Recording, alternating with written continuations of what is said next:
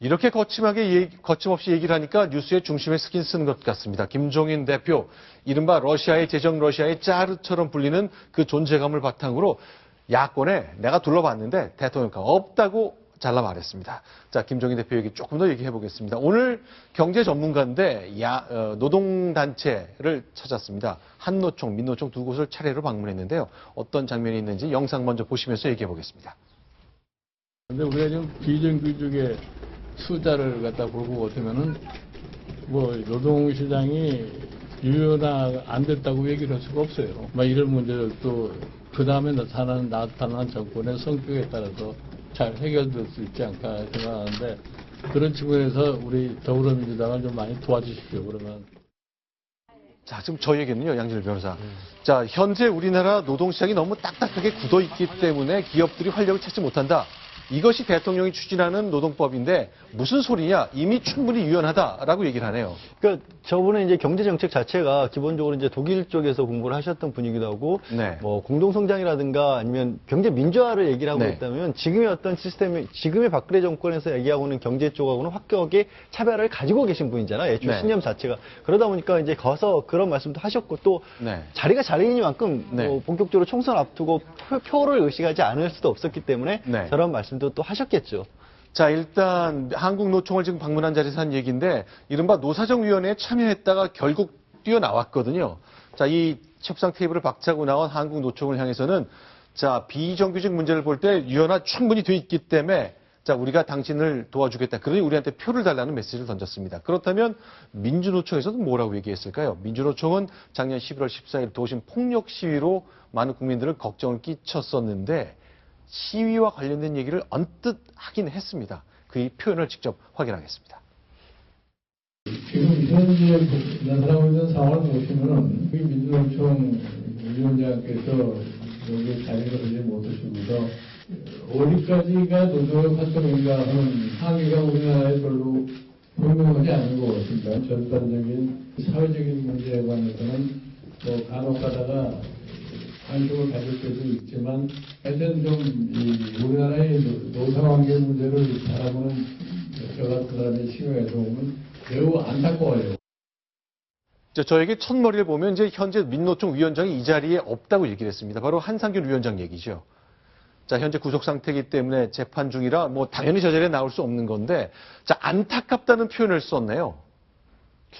어떻습니까? 뭐 구속 일대에서 재판을 받고 있기 때문에 안타깝다는 표현이지만 사실 김종인 대표의 원래적인 어떤 그걸 보면은 경제 문제를 얘기하지만 또 반편으로 굉장히 또 안보라든가 아니면 다른 문화에서도 좀 보수적인 분도 있으시잖아요. 그래서 아마도 대규모 도심 집회라든가 이런 부분에서 나왔던 폭력적에 대해서는 반대하는 것이 본인의 신념엔 더 맞을 텐데 그거를 이제 자리가 자리니만큼 지금 구속돼서 위원장도 없는 마당에 잘못했다라고 또 지적할 수는 없지 않습니까? 그래서 아마도 안타깝다는 식으로 저렇게 애둘러서 표현을 한 것이겠죠. 네.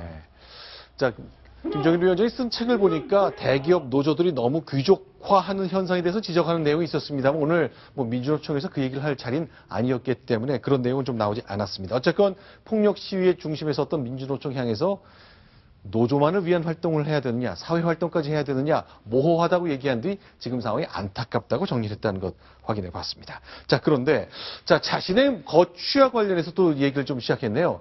총선에 비례대표로 참석하느냐 아니냐 그 이후에 전당대회와 내년 대선까지 여러 가지 생각이 많이 있을 것 같습니다. 뭐라고 얘기했습니까? 조금씩 이제 말이 좀 달라지고 있고 조금씩 발전시켜 나가고 있는데요. 정치를 원포인트로 하는 사람이 어딨냐. 그러니까 어쨌든 지금 계속 나오는 얘기가 총선 후에 용도 폐기될 것이다. 당을 떠나게 될 것이다. 이런 주장이 나오니까 내가 총선을 원포인트로 위해서 내가 정치권에 들어왔겠느냐 이렇게 얘기를 했습니다. 사실 대선 때는 총선 뒤에 단 모습이 어떠냐에 따라 스스로 입장을 정리할 것이다. 이제 이렇게 얘기를 했단 말이죠. 그래서 김종인 대표가 비례대표로 남아서 뭔가의 내년 대선까지 역할을 하려고 하는 것이다. 이렇게 전망이 좀 더 우세해지고 있습니다. 네. 이분 꿈이 국무총리에서 대통령으로 살짝 옮겨가는 거 아닌가라는 느낌이 드는데 그 제가 있을 때 그 국무총리 내정자를 두고 굉장히 시끄러웠을 때 만나본 분이 직접 전하는 얘기인데 이분이 국무총리론을 쭉 얘기하더라는 거예요. 이러이러한 사람이 국무총리가 돼야 된다. 그래서 듣고 있던 분이 그런 사람이 어디 있습니까? 라고 물었더니 굉장히 뜨악한 표정을 짓다는 거죠. 바로 난데. 네. 그거를 그렇게 얘기하면 곤란하지. 네. 라는 쪽에서, 실수했구나 하는 느낌을 받았다 이런 얘기를 하는데, 네. 점점 얘기하는 걸 보면은, 네. 꿈이 좀 커지는 거 아닌가 하는 느낌이 드네요. 평소에 그 김종인 대표는 평소에는요, 대통령제하에서 국무총리는 에너지 낭비다, 인력 낭비다, 필요 없는 자리다, 뭐 그런 취지의 얘기도 해오셨거든요.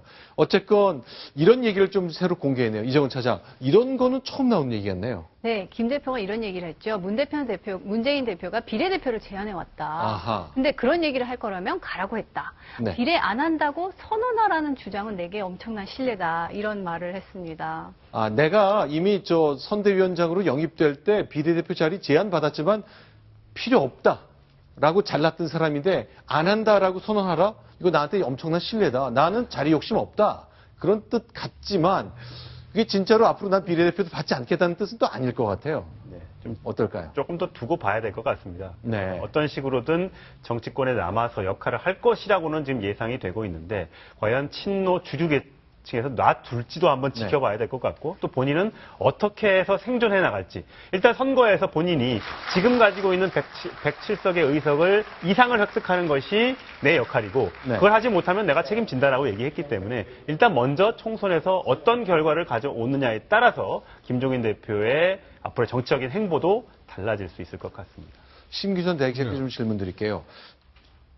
만약에 이것도 가정입니다만, 자 안철수, 문재인, 박원순 이 세 야권의 유력 대선 후보가 있습니다만 김종인 대표까지 넣어서 내년 대선 때 공정하게 경쟁을 붙인다면 김종인 대통령 후보 가능성, 그 카드는 가능성이 얼마나 되는 걸까요? 지금 오늘 납치자 김순덕 네. 논설위원 실장이 네. 칼럼 제목이 네. 김종인 대통령은 어떤가? 네. 라는 제목이에요. 그래서 네. 그게 상당히 화제가 되고 있는 걸로 알고 있는데 네. 김순덕 논설실장 주장은 네. 왜 김종인을 대통령 후보에서 빼고 조사를 하느냐. 대통령 후보 여론조사. 여론조사 왜 빼고 조사하는지 모르겠다. 그런 글도 있는데 네. 제가 볼 때는 그렇습니다. 대통령 후보라는 것이 어느 하루아침에 네. 그것이 지지율을 올리는 거. 옛날에 유승민 원내대표가 또 왜 치과하고 그랬을 때는 상당히 또 올라갔었잖아요. 작년 3월달 원내대표 연설한 이후에 그렇죠. 상당히 올라갔지만 포함됐었죠. 지금은 대통령 후보군에는 빠져 있는데 네. 제가 볼 땐 김종인 대표 같은 경우에는 경쟁력은 있을 것은 틀림없으나 네. 그렇게 본인이 생각하는 것처럼 네. 그렇게 확 무슨 지지율을 받는 그런 경우는 난 없지 않겠느냐. 네. 예를 들어서 말입니다. 예전에 보면 네. 박찬종, 네. 고건 네. 이런 분들이 사실은 굉장히 지지율이 높았잖아요. 네. 결국은 나중에 가다 보면 그 뒷심이 빠져가지고 네. 결국은 후보 사퇴를 할 수밖에 없는 네. 그런 위치인데 이분은 어떨지 모르겠습니다만은 네. 그렇게 쉽지는 않다고 저는 봅니다. 자, 김종인 체제에서 많은 변화가 있습니다만 오늘 공천된 거 보니까 그 중에 하나가 특징이 하나 눈에 띄는데요. 저희가 두 후보 얘기를 좀 하나 해봤으면 좋겠습니다. 어떤 후보냐면요. 자, 일단 분당갑의 공천을 받은 김병관 후보 얘기를 좀 해봤으면 좋겠습니다. 자, 전북 정읍 출신으로 3천억쯤 재산을 번 젊은 사업가인데 분당에 공천을 했어요. 이건 네. 어떤 의미로 봐야 됩니까? 사실 천당 밑에 분당이라고 불릴 정도로 네. 이 분당은 네. 여권의 텃밭으로 물론 과거에 손학규 전 대표가 네. 당선이 된 적이 있었지만 전통적으로 네. 부촌이어서 분당이 네. 여권 후보에 유리했는데 야권 후보 그것도 문재인 전 대표가 2호 영입 인사로 데리고 온 김병관 전 웹젠 이사회 의장을 네. 분당에 꽂았다는 것은 웹젠이 분당에 있습니다. 본인의 회사가 네. IT 기업인데 네. 분당에 있기 때문에 그 동네에 어떤 젊은 사람들의 이 바람을 좀 일으켜서 한번 당선을 시켜보겠다. 그리고 본인도 험지라는 것을 알지만 네. 어쨌든 가서 부딪혀서 이겨야지만 네. 내 정치적으로 승부를 볼 수 있다고 판단해서 당의 전략공천 방침을 수용을 했습니다. 자, 그러면요. 이거는 문재인이 영입한 이분, 내가 좋은 곳, 편한 곳 이런 데부터 모시지 않겠다는 뜻으로 봐야 되나요? 아니면 이 젊은 기업인이 나 험지에 가겠다고 좀 자청을 한 걸로 봐야 되나요? 둘 다 있다고 보는데 6명 오늘 이제 전략공천 지역에 보면 도봉을 같은 경우는 유인태 의원의 네. 지역구지 않습니까? 그런데 이제 험지라고 볼 수는 없고 네. 일부는 야권 우세 지역도 있고 또 일부는 험지인 곳도 있습니다. 네. 표창원 지금 전 경찰대 교수가 도전하는 경기 용인전 같은 경우는 네. 새로 분구되는 지역이기 때문에 아직까지는 알 수 없습니다만 과거에 용인 을로 불렸기 때문에 거기에 새누리당 의원이 현역 의원을 하고 있습니다. 네. 거기에 대해서는 저기도 험지로 볼 수 있는데 일단 문재인 전 대표가 데리고 온 사람들에 대해서 김종인 대표가 알아서 살아 돌아와라. 네. 근데 공천을 안 줄 수는 없으니까 네. 공천은 준다. 하지만 나가서 니들이 살아 돌아오면 그때 네. 받아주겠다. 이런 면에서는 김종인 대표가 일단 험지에 보내놓고 네. 좀 아예 모른 척 할 수는 없으니까 네. 문재인 대표에게 한번 시험대를 준 게 아닌가라는 생각이 듭니다. 분당 같은 경우에는 예를 들어서 네. 지금 뭐 험지라고 그러지만 제가 네. 볼 때는 김병관 후보 같은 경우가 오히려 경쟁력이 더 있는 네. 부촌이기 때문에 네. 경제를 알고 돈도 있고 네. 그다음에 새로운 마인드를 가지고 있는 사람을 네. 저기 내려 보내는 것이 오히려 때 묻은 재선 의원 보내는 것보다는 훨씬 네. 더 유리하지 않을까 하는 그런 생각이 듭니다. 네. 자, 분당의 이제 유권자 성향을 보아서 고학력의 사업에 성공한 자기 일가를 이룬 전문가를 우리 지역을 대표해달라라고 얘기하는 게 더 좀 낫겠다는 생각 좀 정리해 주셨군요. 알겠습니다. 자, 2주쯤 전이죠. 김종인 대표가 점심한 자리에서 문재인 대표 영입한 분들 모아서 알아서 해라. 내가 다 챙겨줄 수는 없다라고 해서 뜨악한 자리가 생겼다는데 그 구체적인 선택이 이어지는 것 볼 수 있겠습니다.